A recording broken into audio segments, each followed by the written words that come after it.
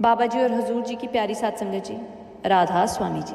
संगत जी, सहारनपुर सत्संग से पहले एक बहुत बड़ी खबर सामने आ रही है।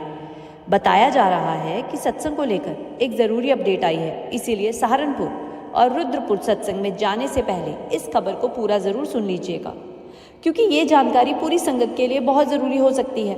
अगर आप बिना पूरी जानकारी के वहाँ पहुँच गए तो आपका समय व्यर्थ हो सकता है। बाबा जी और हजूर जी, रुद्रपुर से हजूर जी की तरफ से एक बहुत बड़ा फैसला लिया गया है।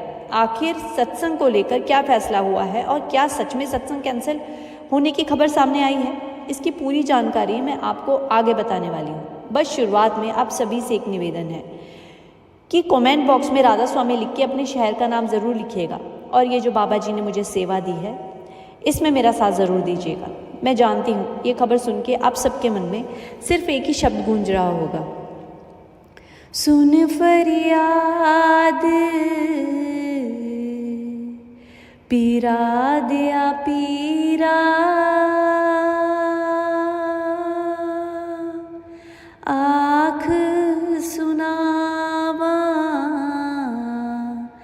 कैनू हो। बाबा जी की तरफ से लिए गए ज़रूरी फैसले को लेकर एक मैसेज भी तेज़ी से वायरल हो रहा है, जिसमें दावा किया जा रहा है कि सत्संग कैंसिल हो चुके हैं। आखिर इस वायरल मैसेज की सच्चाई क्या है और संगत को क्या जानकारी दी गई है, इसकी पूरी बात मैं आपको आगे बताने वाली हूँ। जैसे कि आप सभी जानते हैं कि मंगलवार और बुधवार को सहारनपुर में कार्यक्रम होने वाला है, जबकि शनिवार और रविवार को रुद्रपुर में सत्संग का कार्यक्रम रखा गया है।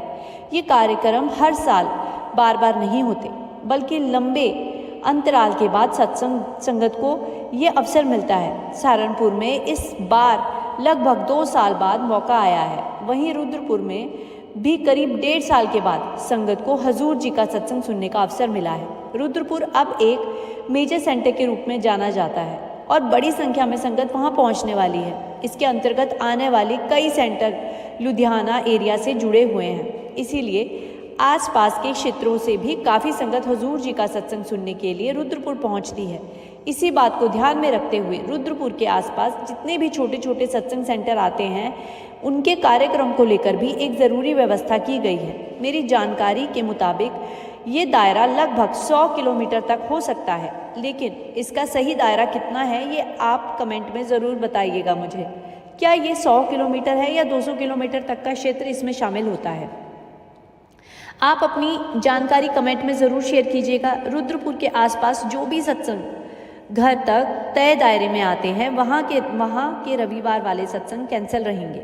चाहे किच्छा हो, गदरपुर हो या रुद्रपुर के आसपास का कोई और छोटा सेंटर हो, वहाँ की संगत और सेवादार रुद्रपुर की सेवा में शामिल होंगे। इसी वजह से रविवार को छोटे छोटे सेंटरों में होने वाला सत्संग नहीं रखा जाएगा। हालांकि ये बात भी समझना ज़रूरी है कि हर संगत के लिए रुद्रपुर पहुंचना पाना संभव नहीं है। कई भाई बहन दूरी या दूसरी परिस्थितियों की वजह से वहां नहीं जा पाते, और इसी कारण इस व्यवस्था को लेकर संगत के मन में कई सवाल भी उठ सकते हैं। इसीलिए आगे मैं आपको इसकी पूरी जानकारी सरल तरीके से बताने वाली हूँ, ताकि किसी भी भाई बहन को कोई गलतफहमी ना रहे। कई बार संगत सोचती है कि अगर रुद्रपुर नहीं जा पाएंगे तो चलिए किसी दूसरे छोटे सेंटर में ही सत्संग सुनने चले जाएंगे, लेकिन ऐसा करने से पहले एक ज़रूरी बात का ध्यान रखिए।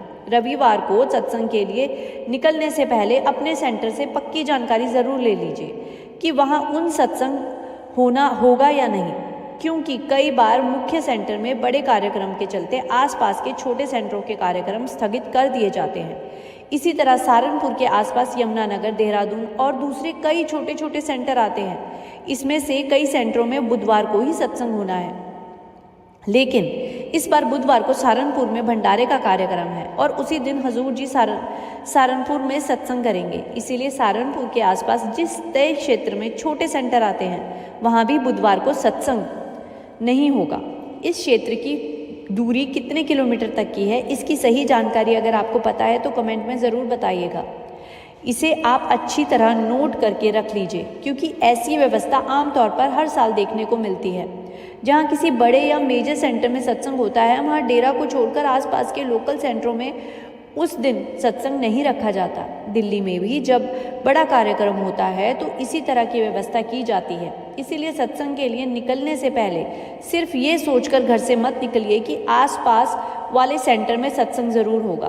पहले पूरी जानकारी ज़रूर ले लीजिए, वरना कई किलोमीटर का चक्कर लग सकता है। कई बार 2, 5, 5, 6 किलोमीटर दूर से संगत किसी नज़दीकी सेंटर तक पहुंचती है, लेकिन वहां कार्यक्रम ना होने की वजह से उन्हें वापस लौटना पड़ जाता है। इसीलिए मेरी आप सभी से विनती है कि पहले जानकारी पक्की कर लें और फिर ही सत्संग के लिए निकलें। और बात करें हजूर जी के कल के सफ़र की, तो हजूर जी हेलीकॉप्टर से रुद्रपुर पहुंचे थे। इससे पहले उनका नैनीताल जाना हुआ था। नैनीताल से जुड़ी जगह और वहां के पूरे कार्यक्रम की जानकारी भी मैं आपको आगे बताने वाली हूँ, इसीलिए वीडियो में ज़रूर बने रहें। नैनीताल में हजूर जी के हेलीकॉप्टर से उतरने के लिए उचित हेलीपैड की व्यवस्था नहीं हो पाई थी। इसी वजह से कल हजूर जी रुद्रपुर पहुँच गए थे।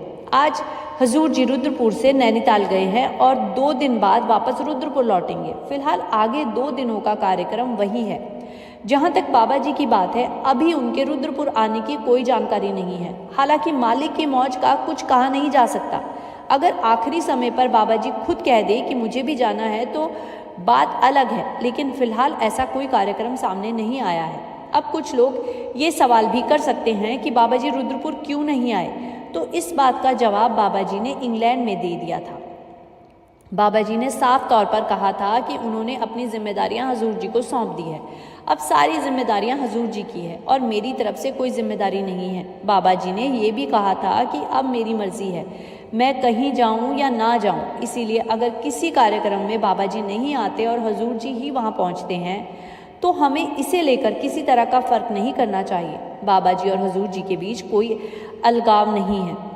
हमें इन बातों में उलझने की ज़रूरत भी नहीं है। बाबा जी क्यों नहीं आए या सिर्फ बाबा जी ही क्यों चाहिए, बाबा जी तो बाबा जी ही हैं और हजूर जी तो हजूर जी हैं। लेकिन असल में बात उस एक मालिक की है, दूसरा कोई नहीं।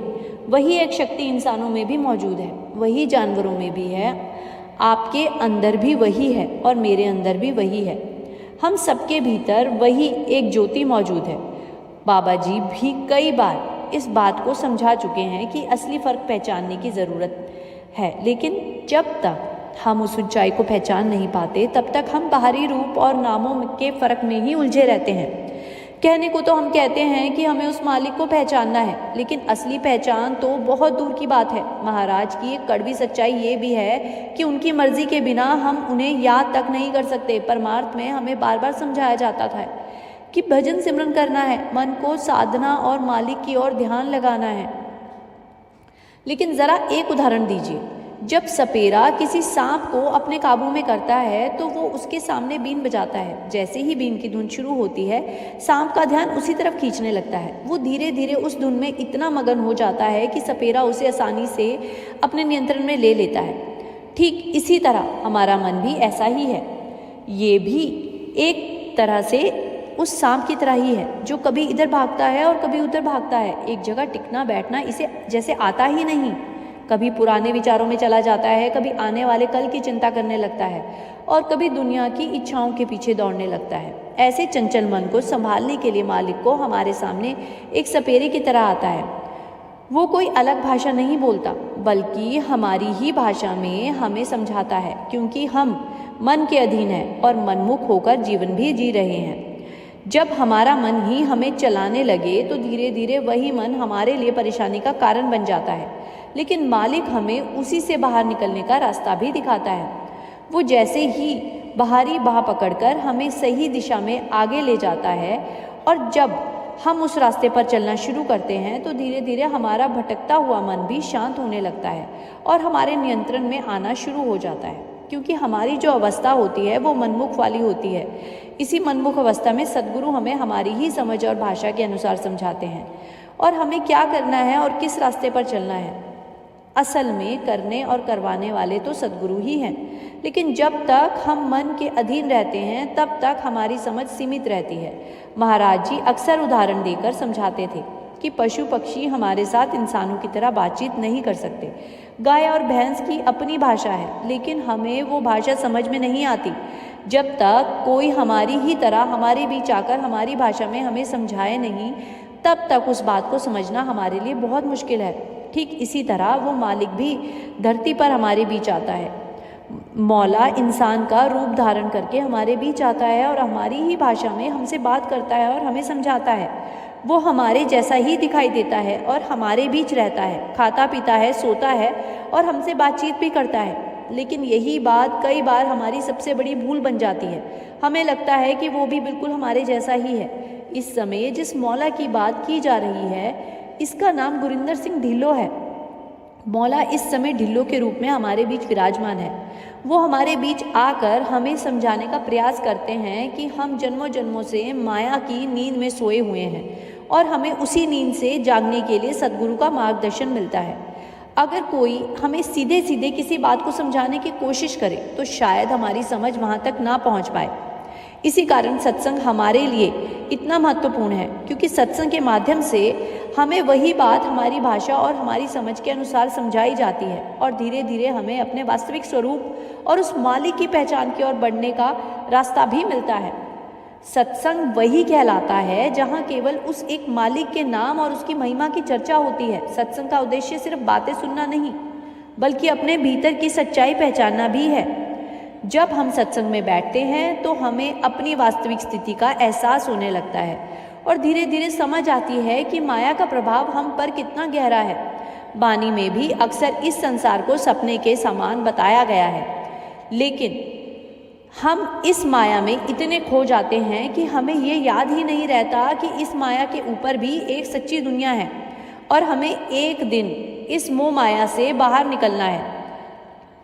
यही बात सद्गुरु हमें बार बार समझाते हैं। बाबा जी अपने सत्संगों में अक्सर एक बहुत सुंदर उदाहरण देते हैं। वो कहते हैं, अगर कोई छोटा बच्चा नाली में गिर जाए तो उसकी माँ सबसे पहले क्या करेगी? क्या वो पहले नाली की सफाई करने लगेगी? नहीं ना, माँ तुरंत अपने बच्चे को उठाएगी, उसके कपड़े साफ करेगी, उसे धोएगी, नहलाकर साफ सुथरा करेगी। उसके बाद ही वो दूसरी चीज़ों के बारे में सोचेगी। लेकिन हमारी हालत कुछ ऐसी हो गई है कि हम बच्चे को साफ करने के बजाय नाली को ही साफ करने लग जाते हैं। यानी हम बाहरी दुनिया को बदलने और ठीक करने में इतना समय लगा देते हैं कि हमारे अंदर की सफाई करना भूल ही जाते हैं। हमें ये सोचना चाहिए कि पहले मैं अपने आप को कैसे साफ करूं, अपने मन को कैसे शांत करूं और इन मोह माया की चीज़ों से ऊपर कैसे उठूं। लेकिन जब भी हम इन बातों पर विचार करते हैं तो अक्सर हमारा ध्यान बाहर की तरफ चला जाता है। हम अपनी भीतर झांकने के बजाय यही सोचते रहते हैं कि दुनिया में क्या बदलना चाहिए, दूसरे लोग कैसे बदलें और परिस्थितियां हमारे मुताबिक कैसे हो, जबकि असली काम तो अपने अंदर परिवर्तन लाने का है। जब तक हम अपने मन की सफाई पर ध्यान नहीं देंगे, तब तक हमारे बाहर की चीज़ों को सुधारने की कोशिश अधूरी ही रहेगी। हम अक्सर माया को ही असली सच समझकर उसके पीछे भागते रहते हैं, लेकिन सत्संग हमें हमारी उस अवस्था के बाहर निकलने की कोशिश करता है जिसमें हम मोह माया की नींद में सोए हुए हैं। घर में भी हर रोज़ एक दूसरे को जगाते हैं। हमारे बच्चे हैं, पति पत्नी हैं, परिवार के दूसरे सदस्य हैं, सबकी अपनी अपनी जिम्मेदारियां होती हैं और सुबह समय पर उठना ज़रूरी होता है। इसीलिए हम एक दूसरे से कहते हैं, उठो अब समय हो गया है। ठीक इसी तरह सतगुरु भी इस धरती पर हमें जगाने के लिए आते हैं। महाराज जी समझाते थे कि हम मोह की मीठी नींद में सोए हुए हैं। जब सतगुरु हमारे बीच आते हैं तो वो हमें उस नींद से जगाने और हमारी असली स्थिति का एहसास कराने का प्रयास करते हैं। सत्संग के माध्यम से वे हमें समझाते हैं कि हमें भीतर से जगाते हैं और साथ ही अपनी कृपा भी करते हैं। कई बार उस कृपा का असर हमारे जीवन में कुछ ऐसे दिखाई देता है कि परिवार के प्रति पहले जैसा मुंह नहीं रहता, घर में छोटी मोटी नोक झोंक होने लगती है और धीरे धीरे परिवार की असलियत भी हमारे सामने आने लगती है। फिर यही अनुभव हमें बाहरी दुनिया से भी होने लगता है। लेकिन यहाँ हमें एक बहुत ज़रूरी बात समझनी है। कई बार हम सत्संग सुनकर एकदम दूसरी दिशा में चले जाते हैं। हमारा मन कहने लगता है सत्संग ही सही है और बाकी सब गलत है, जबकि बाबा जी बार बार समझाते हैं कि हमें जीवन में संतुलन बनाए रखना है। सत्संग हमें परिवार और दुनिया से भागने की शिक्षा नहीं देता, बल्कि इन सब के बीच रहते हुए सही संतुलन के साथ जीवन जीना सिखाता है। घर परिवार की जिम्मेदारियां भी निभानी है और साथ ही अपने आध्यात्मिक जीवन को भी आगे बढ़ाना है।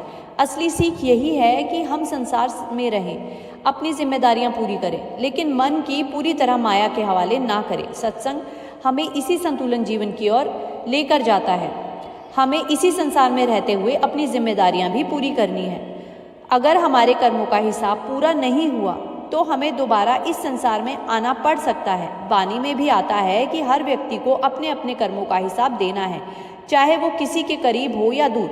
बाबा जी कई बार समझाते हैं कि कर्मों से भागकर हम उनसे बचकर नहीं रह सकते।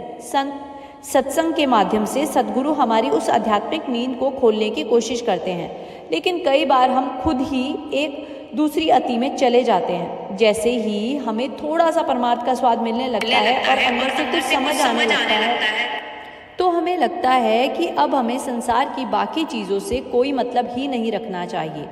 हम अपना पूरा जोर केवल सेवा पर लगाने लगते हैं और घर परिवार की तरफ से अपनी जिम्मेदारियों को नज़रअंदाज करने लगते हैं। धीरे धीरे मन में ये भावना भी आने लगती है कि अब हम सत्संगी हो गए हैं, इसीलिए शायद बाकी लोगों से अलग हैं। लेकिन आखिरी ऐसी स्थिति पैदा होती है। इसका एक बड़ा कारण ये भी है कि जब हमें परमार्थ की थोड़ी सी झलक मिलती है, जब मालिक की दया से हमें संसार की वास्तविकता समझ में आने लगती है और ये एहसास होने लगता है कि ये दुनिया स्थायी नहीं है, तब हम कई बार संतुलन खो बैठते हैं। जो आध्यात्मिक समझ और बख्शिश हमें मिली है उसे संभालने के बजाय हम दूसरों को गलत साबित करना शुरू कर देते हैं। फिर हमें लगने लगता है कि सामने वाला गलत है। कोई मूर्ति पूजा कर रहा है तो कोई किसी और तरीके से जीवन जी रहा है और हम अपने आप को उनसे बेहतर समझने लगते हैं। लेकिन असली परमार्थ हमें किसी का विरोध करना नहीं सिखाता। इसी वजह से वाणी में नाम की महिमा पर जोर दिया गया है कि केवल बाहरी दिखावे से जीवन का उद्देश्य पूरा नहीं होता। मेरे सतगुरु हमें नाम से जोड़कर उसी सच्चे रास्ते पर टिके रहने की प्रेरणा देते हैं ताकि हम अहंकार नहीं बल्कि नम्रता से प्रेम प्राप्त कर सकें। नाम ध्यान करके ही सच्चे अर्थों में जीना सीखा जा सकता है। वाणी हमें ये भी समझाती है कि हम इसके अलावा दूसरा कोई नहीं है, नाम ही सब कुछ है। जब वही एक मालिक हर इंसान के भीतर मौजूद है तो फिर हम आपस में विरोध किस बात का कर रहे हैं। वाणी में ये भाव भी आता है कि हर कोई अपने अपने तरीके से उस मालिक को याद करता है। हर व्यक्ति के दिल की पीड़ा और उसकी अवस्था को वो जानता है। कोई उसे मूर्ति के माध्यम से याद करता है, किसी का ध्यान चर्च में प्रार्थना करने में लगा है तो कोई नमाज पढ़ता है। मालिक को सर झुकाकर हर कोई याद करता है। हमें ये भी समझना चाहिए कि केवल नमाज पढ़ना कहलाना ही पर्याप्त नहीं है। जब कोई इंसान टाट बिछाकर मालिक के सामने सच्चे दिल से प्रार्थना करता है तो उसके भीतर की सच्चाई और उसकी फरियाद का मालिक ही जानकार है। वास्तविक आध्यात्मिक अवस्था हासिल करना आसान नहीं होता। इसी तरह सच्चे सनातनी हिंदू की अवस्था भी बहुत ऊंची होती है और सच्चे सिख की अवस्था भी बेहद ऊंची मानी जाती है। संत महात्मा हमें बार बार यही समझाते हैं कि सबसे पहले एक अच्छा इंसान बनना ज़रूरी है। अच्छे इंसान बनने की पहचान यही है कि अपने अंदर प्रेम, दया और सम्मान हो। वह एक परमात्मा सभी के अंदर वास करता है, फिर वो किसी एक धर्म, जाति या समुदाय तक सीमित कैसे हो सकता है। जब हम ये बात दिल से समझने लगते हैं तो अपने परिवार वालों या दूसरे लोगों के बेवजह विरोध करने की भावना भी धीरे धीरे खत्म होने लगती है। हमें दूसरों के रास्ते को गलत साबित करने के बजाय अपने अंदर उस मालिक की पहचान करने की कोशिश करनी चाहिए, क्योंकि मंजिल एक ही है और उसे पाने के रास्ते अलग अलग हो सकते हैं। हमें अपने परिवार वालों का विरोध करने के बजाय ये भी समझने की कोशिश करनी चाहिए कि हर इंसान अपनी अपनी अवस्था में जी रहा है। कई बार हम तुरंत कह देते हैं कि उन्हें तो कुछ पता नहीं है, लेकिन महाराज और बाबा जी ने हमें ऐसा नज़रिया नहीं सिखाया। बाबा जी अपने सत्संगों में बार बार बहुत ज़ोर देकर यही समझाते हैं कि जीवन में बैलेंस रखना ज़रूरी है और बीच का रास्ता अपनाना चाहिए। हजूर जी ने भी इसी संतुलन को बात समझाते हैं। अब बैलेंस का मतलब आखिर क्या है, इसे साइकिल के उदाहरण से समझिए। जब हम साइकिल चलाते हैं तो उसका संतुलन बनाए रखते हैं, तभी वो आगे बढ़ती है। अगर बैलेंस बिगड़ जाए तो हम गिर सकते हैं। ठीक उसी तरह उसी बात परमार्थ और संसार के जीवन में भी लागू होती है। अगर आप आध्यात्मिक जीवन में संतुलित रहने और अपनी दुनियावी जिम्मेदारियों को भी नहीं निभाएंगे तो हमारा जीवन भी असंतुलित हो सकता है। मालिक के ऐसे भी प्यारे होते हैं जो अगर आज भजन सिमरन में बैठ जाएं तो शायद कई दिनों तक उठे ही नहीं। खाना पीना तक छोड़ दें, लेकिन हर किसी के लिए ये तरीका संभव नहीं है। अगर वो अपनी रोजी रोटी की जिम्मेदारी नहीं निभाएंगे, परिवार के कर्म पूरे नहीं करेंगे, तो उन जिम्मेदारियों को पूरा करने के लिए उन्हें फिर से संसार में आना पड़ सकता है। तुलसीदास जी की वाणी में भी कर्म और प्रारंभ की बात समझाई गई है, लेकिन हमारा मन जल्दी से इस बात को स्वीकार नहीं करता। हम सत्संग में सुनकर कभी कभी एकदम चरम पर पहुंच जाते हैं और सोचने लगते हैं कि अब हमें दुनिया का कोई जिम्मेदारी नहीं निभानी है, जबकि ऐसा नहीं है। जैसे अगर हम बाल नहीं कटवाएंगे तो बाल बढ़ते ही जाएंगे, अगर दाढ़ी नहीं बनवाएंगे तो वो भी बढ़ती जाएगी। उसी तरह अगर हम अपने कर्मों का हिसाब और घर परिवार की जिम्मेदारियां पूरी नहीं करेंगे तो जिम्मेदारियां वहीं बनी रहेगी। इसीलिए जीवन की हर चीज़ में संतुलन ज़रूरी है। सेवा भी करनी है, भजन सिमरन भी करना है, लेकिन साथ ही परिवार और संसार के प्रति अपनी जिम्मेदारियां भी निभानी है। यही संतुलन जीवन हमें वास्तव में आगे बढ़ने में मदद करता है। हर चीज़ में संतुलन बनाए रखना बहुत ज़रूरी है।